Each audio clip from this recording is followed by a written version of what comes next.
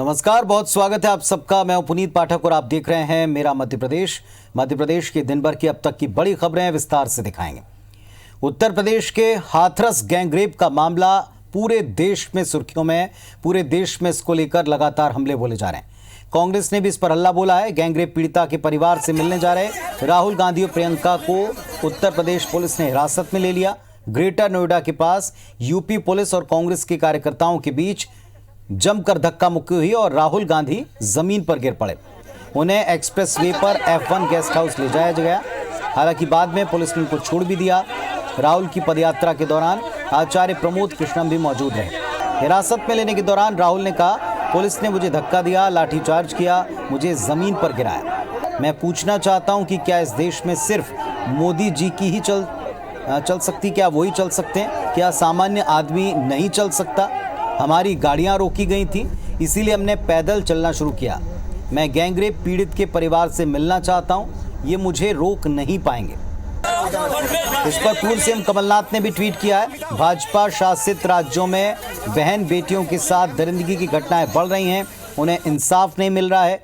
वहीं दूसरी तरफ उनके परिजनों से मिलने जाने वाले कांग्रेस नेताओं को बलपूर्वक रोका जा रहा है। हाथरस की घटना पूरे देश के माथे पर कलंक है। यूपी सरकार की तानाशाही का कांग्रेस विरोध करेगी, ये ट्वीट किया है कमलनाथ ने। तो ट्वीट आप देख रहे हैं। उत्तर प्रदेश सरकार के खिलाफ गुस्सा प्रकट किया है कांग्रेस पार्टी ने। राहुल गांधी, प्रियंका गांधी हाथरस जा रहे थे पीड़ित परिवार से मिलने के लिए। ग्रेटर नोएडा में उनको रोका गया और जब धक्का मुक्की हुई तो राहुल गांधी जमीन पर गिरे, जिसके बाद कांग्रेसी भड़क गए हैं। उन्होंने आरोप लगाया, सवाल पूछा कि क्या सामान्य व्यक्ति रोड पर नहीं चल सकता? मैं पब्लिक असेंबली नहीं करना चाहता हूं, मैं अकेला पैदल यहां से, मैं अकेला शांति से खड़ा हूं, मैं अकेला जाना चाहता हूं। 144 कहता है पब्लिक असेंबली, मैं पब्लिक असेंबली नहीं करना चाहता हूं, मैं अकेला पैदल यहां से हाथरस जाना चाहता हूं। किस बेसिस पे आप मुझे गिरफ्तार कर रहे हैं? चलिए मध्य प्रदेश की खबरों पर आते हैं। मध्य प्रदेश में 28 सीटों पर उपचुनाव और इसमें एक दूसरे से आगे निकलने की होड़ लगातार प्रतिदिन दिख रही है। प्रचार जोरों पर है। सत्ता वापसी के लिए कांग्रेस पार्टी 2018 के फॉर्मूले पर आगे बढ़ी है। कांग्रेस ने 28 विधानसभा क्षेत्रों के लिए 28 अलग अलग वचन पत्र तैयार किए हैं। कांग्रेस ने वायदों का पिटारा खोला है। बीजेपी ने पूछा कि पहले 2018 के वायदों का हिसाब दें।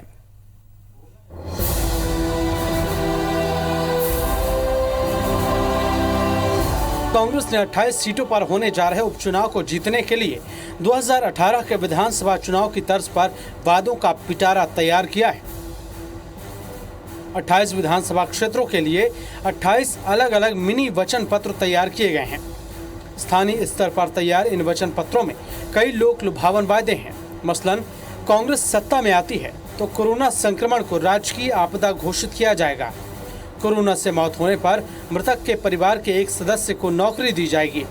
कोरोना से मौत होने पर पीड़ित परिवार को अनुग्रह राशि दी जाएगी। छत्तीसगढ़ की तर्ज पर गौधन सेवा योजना शुरू की जाएगी। 100 रुपए में 100 यूनिट बिजली का भी वादा किया है। इसके अलावा कर्मचारियों को बकाया डीए और वेतन वृद्धि जारी करने से लेकर अतिथि शिक्षकों के नियमितीकरण का वादा भी वचन पत्र में है। साथ ही फुटकर व्यापारियों को 50,000 तक बगैर ब्याज कर्ज देने की बात भी वचन पत्र में है।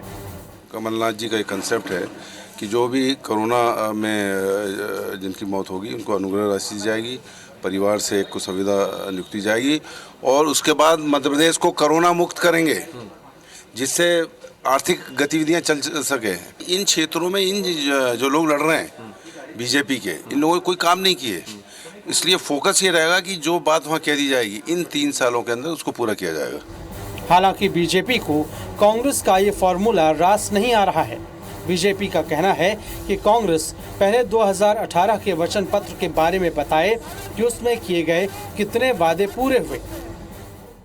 देखिए, इस तरह की तमाम घोषणाएं, वादे पिछले चुनाव के समय भी कांग्रेस ने दिए थे और अब कैसे भी सत्ता में आ जाए इसके लिए इस तरह के अब वादों की, वचन पत्रों की लगातार घोषणाएं होंगी। वो 28 का वचन पत्र करें, इसमें आपत्ति नहीं है, पर जो उनका पुराना वचन पत्र था उस वचन पत्र का क्या हुआ उसके बारे में वो श्वेत पत्र लाए तो वो ज़्यादा अच्छा होगा। दरअसल 2018 के चुनाव में भी कांग्रेस ने वचन पत्र तैयार किया था, जिसने मध्य प्रदेश में 15 साल बाद कांग्रेस की सत्ता वापसी में अहम रोल निभाया था। अब उपचुनाव में भी कांग्रेस ने इसी फॉर्मूले पर सत्ता वापसी का ख्वाब सजाया है। अब ये देखना दिलचस्प होगा कि जनता इन पर कितनी मुहर लगाती है।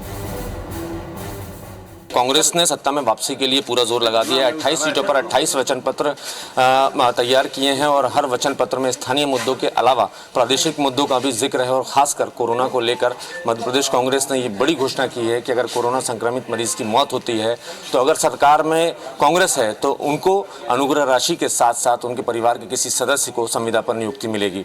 कैमरामैन राहुल सिंह के साथ नवीन सिंह, IBC 24 भोपाल। और एक बड़ी खबर भोपाल से आपको बता दें, दीपक जोशी की मुख्यमंत्री शिवराज सिंह चौहान से मुलाकात खत्म हो गई। कार्यकर्ताओं ने दीपक जोशी को टिकट देने की मांग की है। हाट पिपलिया से दीपक जोशी को टिकट देने की मांग के साथ आज सैकड़ों कार्यकर्ता काफिले के साथ भोपाल पहुंचे थे, सीएम हाउस पहुंचे थे। तो हाट पिपलिया से दीपक जोशी को टिकट देने की मांग कार्यकर्ताओं ने की है। इलाके के कार्यकर्ताओं के साथ दीपक जोशी सीएम शिवराज सिंह चौहान से मिलने भोपाल पहुंचे थे। एक लंबा चौड़ा कारवा लेकर पहुंचे थे। इसे शक्ति प्रदर्शन के तौर पर देखा गया। पहले भी दीपक जोशी अपनी नाराजगी व्यक्त कर चुके हैं और अब ये देखना है कि मुलाकात के बाद, मुलाकात खत्म हो चुकी, मुलाकात के बाद क्या रवैया और रुख रहता है दीपक जोशी का।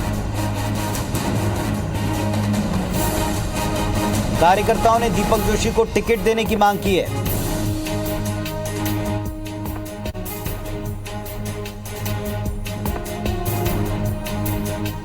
और हमारे सहयोगी सुधीर हमारे साथ में जुड़ रहे हैं, सीधे उनका रुख करते हैं। सुधीर, बताएं, मुलाकात हो गई, क्या निकला?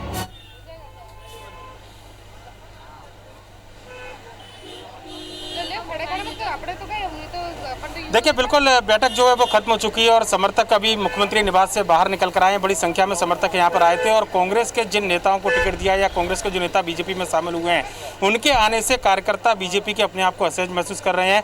सम्मान दीपक जोशी का हो, बीजेपी के कार्यकर्ताओं का हो, ये पूरी मांग थी। कई कार्यकर्ताओं ने टिकट की मांग भी दोहराई और देखेंगे बड़ी संख्या में जो कार्यकर्ता हैं मुख्यमंत्री निवास से बाहर निकलते हुए आपको दिखाई दे सकते हैं कि जो कार्यकर्ता थे वो अपनी बात को रखने के लिए आए थे। कुछ महिला कार्यकर्ता भी और कुछ कार्यकर्ता आपको सीधे तौर पर नजर आ रहे होंगे। सीधे बात करते हैं, क्या बात रखी है आपने मुख्यमंत्री से, क्या चर्चा हुई है?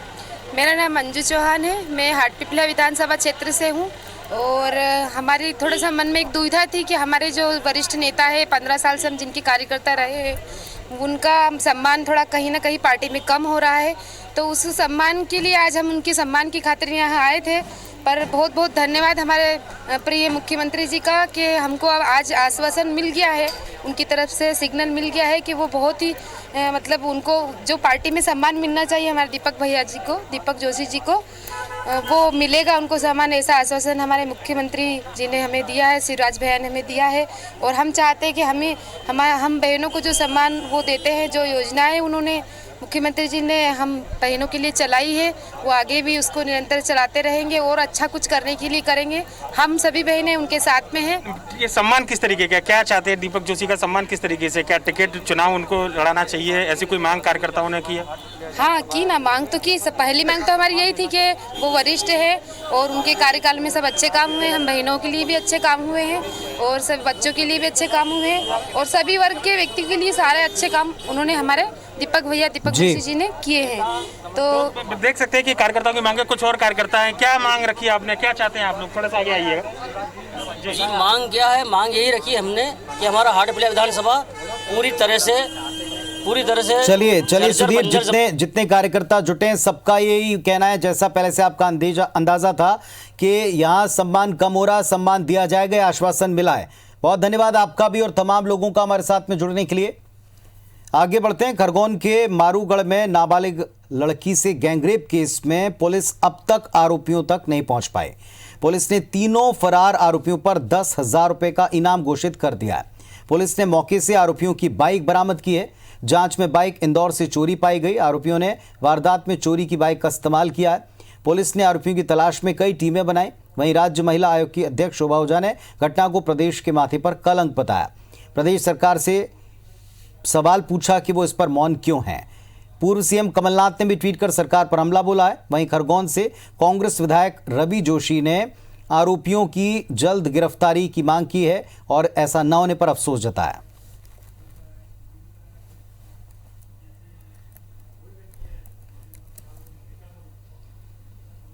आरोपियों का हम लोग पता लगा रहे हैं, वो उनके संबंध में अभी कोई ऐसी जानकारी नहीं आई है जिनसे वो आइडेंटिफाई हो पाए हों। जो बाइक उसमें जब्त हुई थी तो वो संबंधित बाइक जो है उसका जानकारी निकाली तो वो इंदौर से 2 दिन पहले जो है वहाँ से उसकी चोरी की रिपोर्ट जो है होना पाया गया है। वहाँ कौन लेके निकले थे उसकी भी जानकारी जुटाने का प्रयास किया जा रहा है। कि मध्य प्रदेश के अंदर खरगोन जिले के आदिवासी अंचल मारूगढ़ के अंदर एक सामूहिक बलात्कार की घटना हुई। मैं पुलिस की विफलता, मध्य प्रदेश सरकार के गुंडाराज। यूपी के हाथरस की तरह जबलपुर में भी एक वारदात ने झकझोर कर रख दिया। महज 2 साल की मासूम बच्ची के अपहरण के बाद रेप और कत्ल की गुत्थी पुलिस ने सुलझा ली। 20 और 21 साल के 2 आरोपी गिरफ्तार हुए हैं जिन्होंने सोती हुई बच्ची को अगवा करके इस घिनौनी वारदात को अंजाम दिया। वारदात के बाद कानून व्यवस्था को लेकर प्रदेश सरकार कांग्रेस के निशाने पर है।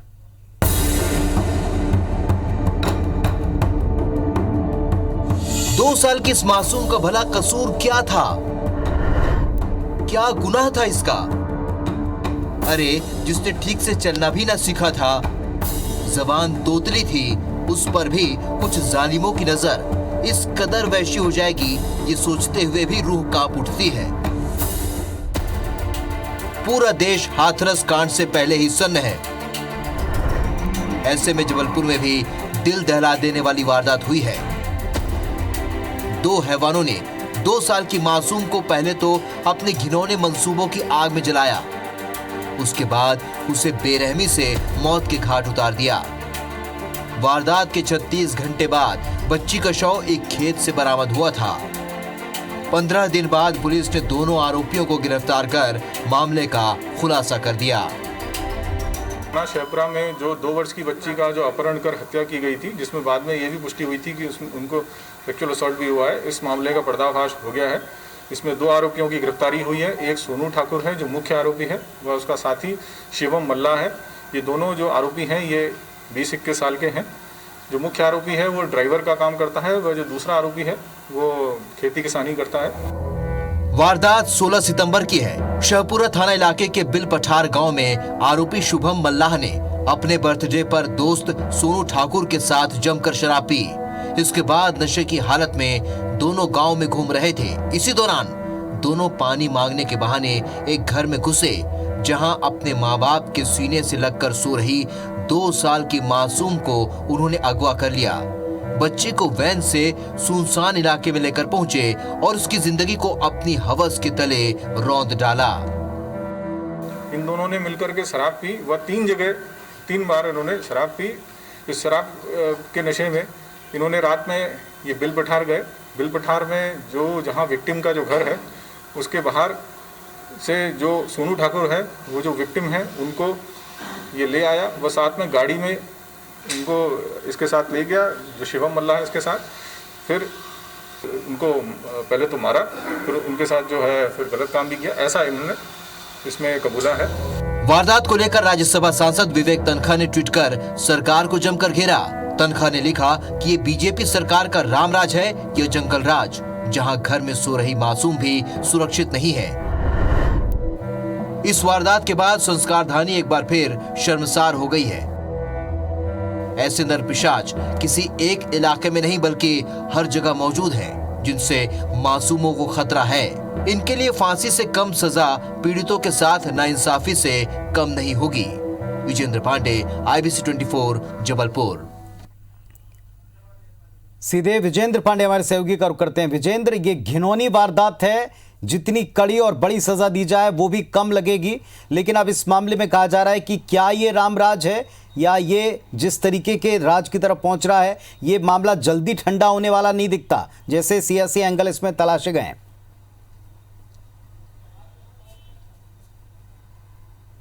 बेशक पुनीत, यूपी के हाथरस में हुई हैवानगी से पूरा देश थर्रा रहा है। आरोपियों को सख्त से सख्त सज़ा, फांसी देने की मांग की जा रही है। कानून व्यवस्था पर लगातार सवाल खड़े हो रहे हैं, लेकिन उसकी दूसरी तरफ अगर देखा जाए तो देश भर में, खासतौर पर मध्य प्रदेश का जिक्र करते हैं तो यहाँ पर नाबालिगों पर अत्याचार की वारदातें जो हैं, घटनाएं जो हैं, वो थमने का नाम नहीं ले रही। और पुनीत, ये कानून का राज तो कम से कम इसे नहीं कहा जा सकता, ये जंगल राज तो नहीं तो क्या है कि जहाँ 2 साल की एक मासूम बच्ची जो अपने माँ बाप के साथ घर में सो रही है, उसे घर में घुसकर अगवा कर लिया जाता है। उस मासूम बच्ची के साथ गलत काम किया जाता है, उसे मौत के घाट उतार दिया जाता है और 3 दिन बाद, 36 घंटे बाद तकरीबन उसकी डेड बॉडी पाई जाती है और 15 दिनों बाद पुलिस आरोपियों तक पहुंच पाती है। अब इन आरोपियों को सख्त से सख्त सज़ा देने की मांग की जा रही है, लेकिन उस परिवार का जरा सोचिए कि उस परिवार पर दुखों का पहाड़ टूट पड़ा है और इसकी भरपाई हो पाना कहीं भी नामुमकिन नज़र आता है। इसी तरह अगर हम खरगोन की भी बात करते हैं पुनीत,